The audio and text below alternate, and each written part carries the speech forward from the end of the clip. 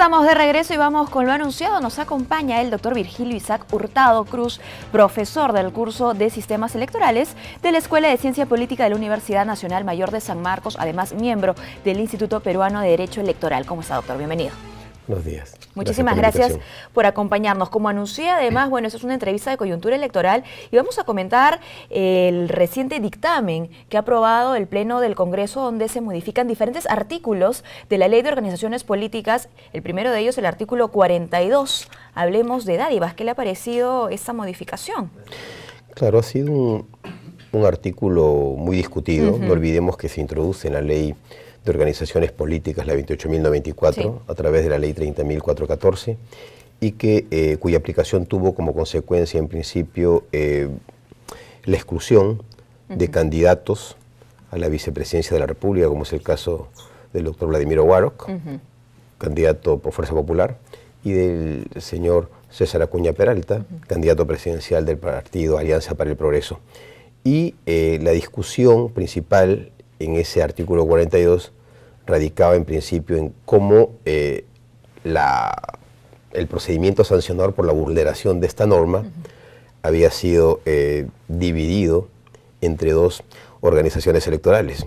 Al jurado le correspondía excluir a los candidatos que infringían la norma en el proceso electoral, en tanto que se reservaba para OMPE el procedimiento administrativo sancionador contra la organización política, y ello pues generaba una suerte, en algunos casos, de cuestionamiento, en la medida que en casos muy palpables que hace poco ha visto el Jurado Nacional de Elecciones, en audiencias públicas de los partidos Fuerza Popular, de Peruanos por el Cambio y del mismo Alianza para el Progreso, se sentía pues más o menos como que la existencia de una doble sanción, ¿no? En caso de que estas tres organizaciones políticas habían sufrido la exclusión de sus candidatos, y a pesar de ello, OMPE había impuesto una multa de 100 unidades impositivas tributarias por infracción de la misma norma del artículo 42 y por los mismos hechos. El Jurado Nacional de Elecciones ha emitido las resoluciones correspondientes, pero aún el Congreso, el debate no ha quedado solamente en este nivel, sino que ha llegado también al Parlamento con intentos muy claros de modificación de esta norma. No solamente a nivel del Pleno, porque ya el grupo de trabajo conformado por la Comisión de Constitución y Reglamento había propuesto también una modificación a este artículo 42.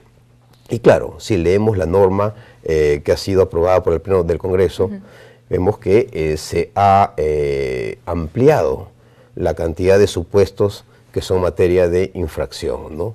Las dádivas, en principio, bueno, están prohibidas, ¿no? Están prohibidas tanto en dinero como en especie.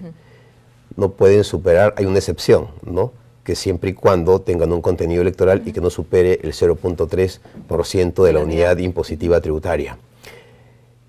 Esta nueva fórmula legal aprobada por el Congreso excluye también el procedimiento que estaba a cargo de OMPE, que sancionaba al partido político. Se sanciona aquí al candidato que infringe la norma. Muy bien. ¿No? Se prohíbe todo tipo, se prohíbe que en el ámbito de un proceso electoral los candidatos recurran a entrega de dinero, ¿no? De productos alimenticios, ¿no? Especies, inclusive hasta materiales de construcción, ¿no?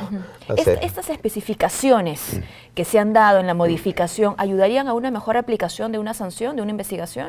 Bueno, hay una ratio, hay una razón de la norma, y es que los candidatos utilicen la compra de votos a través de estas dádivas para comprar conciencias y tener el respaldo de los ciudadanos. Pero en realidad ello no contribuye a construir ciudadanía, que es un elemento clave en la educación electoral, y que organismos como el Jurado Nacional de Elecciones han venido pues convocando, haciendo sus esfuerzos y convocando alianzas en este sentido para que los ciudadanos emitan un voto en la línea de la elección racional, ¿no? Se supone que los ciudadanos deben de votar más que por elementos subjetivos, como que si me regaló un kilo de azúcar, un kilo de arroz, voten por programas. Por supuesto, el voto informado que siempre se ha promovido, ¿no?, desde el Jurado Nacional de Elecciones. Ahora, como bien dice, justamente por ello es que varios parlamentarios estaban más bien a favor de que la norma permanezca cual está. que significaba pues la exclusión directa del candidato, ¿no? Claro, lo que ocurre es de que la sanción también se modifica. La sanción directa en la redacción de la ley que aún está vigente, ¿no?, del artículo 42 de la Ley de Organizaciones Políticas, señala la exclusión por la infracción a la norma. La propuesta aprobada por el Pleno, ahora ya va camino a ser autógrafa para remitirse a la Presidencia de la República, es que en principio se imponga una sanción pecuniaria equivalente en el intervalo del 10 a 30 unidades impositivas tributarias. Y en caso de reincidencia, se proceda recién a la inclusión. Claro, porque una de las discusiones de este artículo 42 era que no gradualizaba la sanción. Claro, con esto en realidad lo que se sanciona con la exclusión es la reincidencia. Y es muy importante ello porque podamos o no estar de acuerdo, igual existe, o sea, lo que no se ha dejado de lado es un mecanismo, o sea, de impunidad. Si se anula la norma, la conducta quedaría impune. Claro. No por supuesto, estamos la en el marco sanción está ahí, de la impunidad. ¿no? Lo que se discute es la forma. Y una conducta prohibida. Claro que un mayor nivel de persuasión para que los candidatos no infrinjan la norma era la exclusión, evidentemente, ¿no? Pero bueno, es una decisión del Congreso de la República. Y claro, en realidad la reforma no solamente se reduce a ello, ¿no? Hay un conjunto de artículos que también, creo yo, van en la línea de lo que, en algunas cosas, no todo es coincidencia, en lo que presentó el Jurado Nacional de Elecciones a través de los proyectos presentados de Código Electoral, y también en la línea de lo que trabajó el grupo de trabajo creado por la Comisión de Constitución, ¿no? Así es. Entre los otros artículos que han sido modificados tenemos el 29, el 30, el 31, el 34, el 36, el 40, ¿no? Siendo seguramente los más conocidos, ¿no? Aquellos que tienen que ver con financiamiento. En el artículo 29, por ejemplo, cuando se habla de financiamiento público directo, ¿no? ¿Cuál ha sido la modificación? ¿En qué se va a utilizar ese financiamiento? Claro, actualmente en los procedimientos de OMPE, ¿no?, se hace una clasificación de cómo los partidos tienen que gastar el fondo que se les asigna. Se señala que un 30% tiene que estar destinado a gastos, a gastos corrientes y un 70% tendría que concentrarse en lo que es gastos de capacitación y formación.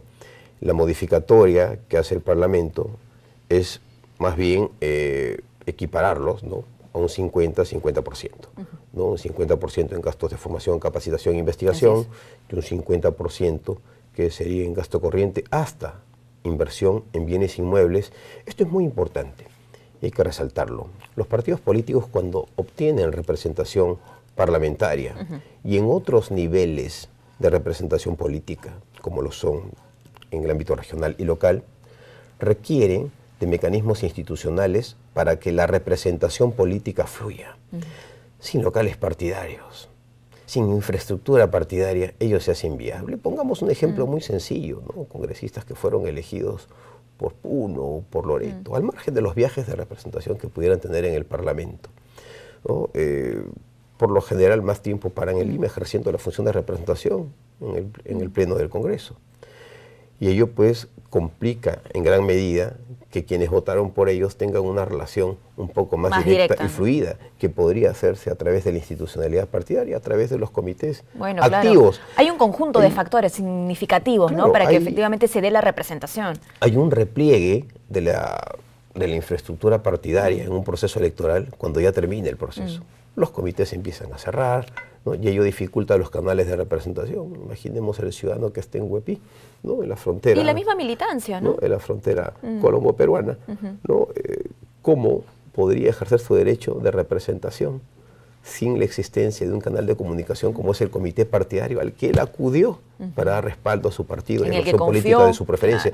Es algo pues en realidad inaudito. Entonces yo creo que en ese sentido la norma pues posibilita que los partidos vayan invirtiendo también en la extensión y mantenimiento de la estructura partidaria.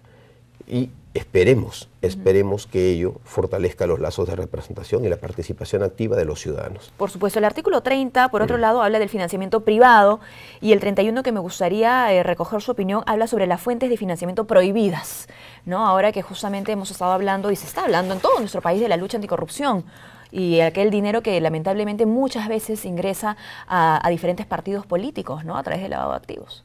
Claro. En el financiamiento privado también hay normas muy importantes, ¿no? Principalmente están aquellas referidas al control. Se está bancarizando los aportes que superen la unidad impositiva tributaria. Eso es positivo porque son demostrables, el aportante va a tener un voucher y va a haber más certeza en los mecanismos de control para poder identificar cómo es que realmente los partidos han obtenido directamente, y a través de un mecanismo privado, parte de sus aportaciones. Hay una restricción muy importante, y es que se prohíbe, ¿no?, obtener aportes de personas jurídicas, ¿no? Personas jurídicas de derecho privado con fines de lucro. Así es. Es importante porque, ¿qué pasa? Las empresas con Nacionales fines o de lucro, extranjeras. nacionales o extranjeras, tienen una finalidad de crear utilidades, ¿no? Y muchas veces al aportar un partido político o un candidato pueden comprometer las decisiones futuras de los candidatos. Y cualquiera sería una pregunta como esa, ¿no? ¿Qué se espera después? En el eventual caso que sean elegidos, exacto, ¿no? El pago de favores que comprometen muchas veces las decisiones soberanas del Estado. En eso creo que sí, todos estamos de acuerdo, pero hay una excepción en el caso de las personas jurídicas extranjeras, pero sin fines de lucro. Sí se permite aceptarlas como fuente de financiamiento lícito, en la medida que el aporte que haga sea exclusivamente destinado a lo que es la capacitación, formación e investigación de cuadros partidarios. Y eso sí, bueno, hay inclusive entidades supranacionales, internacionales, que se abocan pues a ese tipo de temas, ¿no? A fortalecer los mecanismos de democracia, de representación, a realizar cursos de capacitación y formación, y que van en la línea de consolidar una cultura democrática en el país. Creo que ahí sí también es razonable que se permita como fuente de ingreso los aportes de las personas jurídicas extranjeras sin fines de lucro, siempre y cuando el aporte esté destinado a este propósito. Ahora, si bien no es parte de este dictamen ya aprobado por el Pleno del Congreso, es importante sí hablar de democracia interna, porque la Comisión de Constitución ya ha aprobado también, bueno, al interior de esta comisión estamos hablando, ¿no?, que las elecciones internas de candidatos de cada partido cuenten con la asistencia técnica de los organismos electorales siempre y cuando la requieran, ¿no? Y lo cual también pues es una conclusión seguramente penosa para muchos especialistas, ¿no?, que hablaban sobre la importancia justamente de garantizar la democracia interna al interior de los partidos. Es lo que en realidad, bueno, el dictamen refleja lo que en realidad ya existe. La participación de los organismos electorales en el proceso de democracia interna termina siendo opcional, entre comillas, porque no olvidemos que en el caso del Jurado Nacional de Elecciones hay una disposición constitucional que es clara y categórica en el artículo 178, en la que le encarga al jurado responsabilizarse por el cumplimiento de las normas, ¿no?, en materia de organizaciones políticas. Y claro, ese cumplimiento de las normas no se reduce exclusivamente a lo que dice la Constitución y la Ley Orgánica de Elecciones, porque el mundo de los partidos, que está regulado por normas, parte de ese conjunto de normas partidarias, es el estatuto partidario, el reglamento electoral del partido, y el Jurado Nacional de Elecciones, pues, por más que el dictamen no lo quiera, no puede eximirse de una responsabilidad que la Constitución ya le otorga. Entonces, por ese lado, creo que en el ámbito de la fiscalización estamos seguros, ¿no? El otro tema es que los partidos sí necesitan, gran parte de ellos, un soporte técnico o un acompañamiento de los organismos electorales. En la práctica, al menos en el caso de partidos que me ha tocado estudiar, pues veo de que existe siempre un acercamiento a la Oficina Nacional de Procesos Electorales. El tema es con los partidos que no quieren ese acercamiento y ese acompañamiento, ¿no? ¿Y cuáles son las razones de fondo, ¿no? Claro, pero las consecuencias, ¿en qué las vemos? Las consecuencias las vemos cuando el Jurado Nacional de Elecciones, en el ejercicio, ¿no?, de esta facultad constitucional que ya he mencionado, necesita pues verificar si es que el origen de las candidaturas corresponde a la aplicación de las normas legales que existen. ¿Las consecuencias se ven también al interior, con denuncias al interior de un mismo partido? Por supuesto, en el caso de partidos políticos que tienen elecciones internas competitivas, quiere decir, en esos casos en los que participan más de dos opciones, ¿no? Evidentemente, si la conducción del proceso electoral es cuestionable, es evidente que los mismos perjudicados con esa elección interna luego impugnen las candidaturas ante el Jurado Nacional de Elecciones, y ese problema interno que debió ser zanjado, ¿no?, en la etapa de elecciones internas se traslada dándole más carga laboral a un organismo que tiene que actuar con celeridad. ¿Por qué con celeridad? Porque en el proceso de inscripción de candidaturas, los ciudadanos, ¿qué demandan?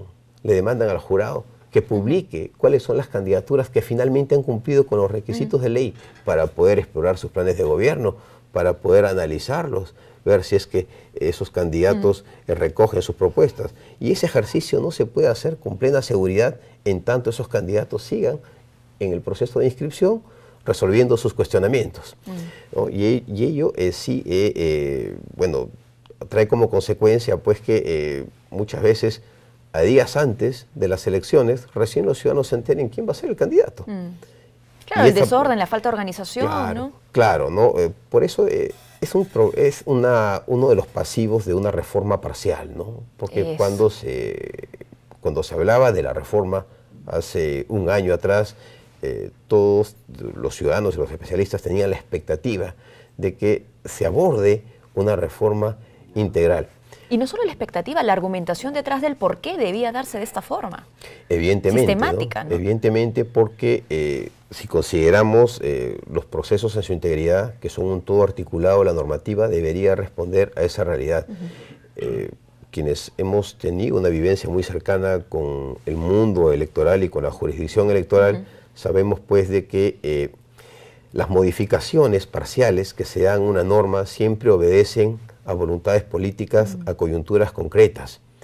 Y tenemos una situación de coexistencia de normas que van a ser dictadas por este legislador, con normas que fueron dictadas por el legislador del año 1997, que obedecía a otra coyuntura, a otro contexto político. Es cierto que hay normas que todavía tienen plena vigencia. Sí, claro. Y que no todo va a sufrir un acuse o una modificación. Al final, la gran responsabilidad de que ambas normativas convivan en armonía va a ser del jurado, porque el jurado va a verse obligado a emitir nuevamente reglamentos electorales en procedimientos de inscripción, en procedimientos sancionadores, claro, mientras el cronograma electoral sigue de la avanzando. propaganda y de la neutralidad estatal. Y claro, ¿no? También ese problema lo van a tener los personeros, porque los personeros son los que hacen la defensa legal de los partidos ante las circunstancias e impugnaciones que reciban los candidatos. Entonces, bueno, lo importante es de que, si bien es cierto, estamos en un contexto de una reforma parcial, también es importante que los operadores jurídicos, principalmente el Jurado Nacional de Elecciones y la Oficina Nacional de Procesos Electorales, puedan ya actuar con previsión y emitir también con la debida antelación la reglamentación que corresponda.